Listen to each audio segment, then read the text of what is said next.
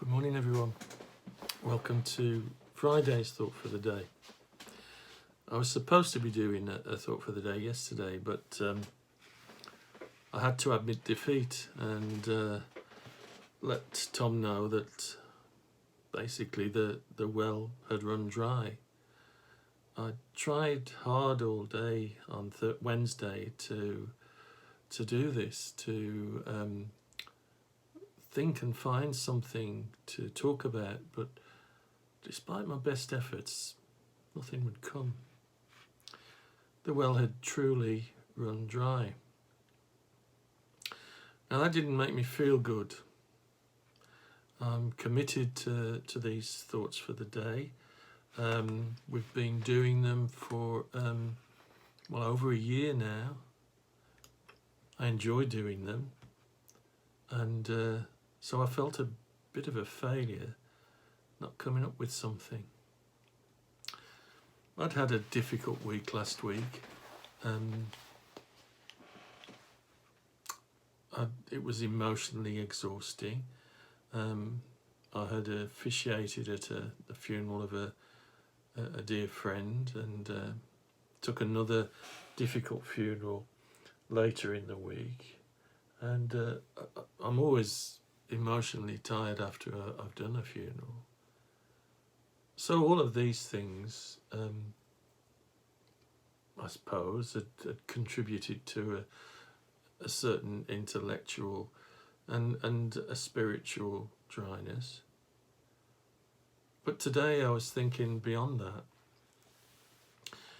and was reflecting on it, and I realised that during the past week, my Bible reading and prayer life had suffered. In fact, it was certainly my Bible reading was almost non-existent. I hadn't read it in several days, and I had committed myself to reading the Bible each day.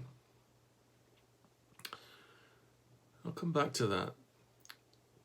In terms of the well running dry, many of you will know of my connection with St. Christopher's school and community in Uzakali in Nigeria, and last year we helped them drill a borehole so they could have fresh water.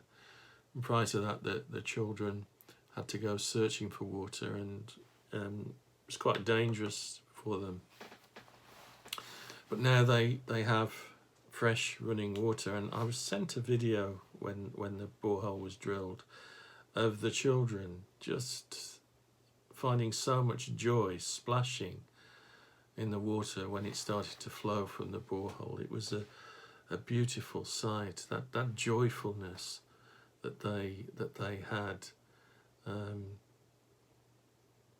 and I thought of that as I was reflecting, and I realised that I needed that refreshment, that I hadn't drunk from the living water for a while. And the borehole was drilled deep into the ground. And our Bible reading is a little like that, isn't it? We can drink deeply and often in our Bible learning, but sometimes we have to dig a little deeper. Drilling a borehole is no easy task, but if it's essential if the water is to flow, and if we don't commit to reading the scriptures, we won't go deep enough, so we won't drink as often as we need to. Jesus described his teaching as life-giving water. It was the kind of water that was fulfilling and fully satisfying. But over time, I suppose, especially when you feel like I was feeling, it causes us for thirst for more, but then we don't necessarily go to the right place for more. We know that there are answers, but we also know that we might have to dig or drill for those answers. It's time to go where the water flows, and maybe even to bore deeper. And the Bible isn't a particularly large book, but its truths are deep, aren't they? It can be studied, but often we need to return again constantly for a refreshing. When Paul told Timothy to study, he expected him to do it often, so that it enriched his own life and prepared him for the task of teaching others. And Jesus had previously commanded his people to teach others, so we can't teach what we don't know. So how is your well? Is it deep and full, or does it need some work? At the moment, I know that mine needs some work. I need that refreshment. And I could have just blamed my inability to produce a word for the day on general tiredness or having too much to do. But in reality, the real reason was that I needed the water that only Jesus provides, and I wasn't going to the well.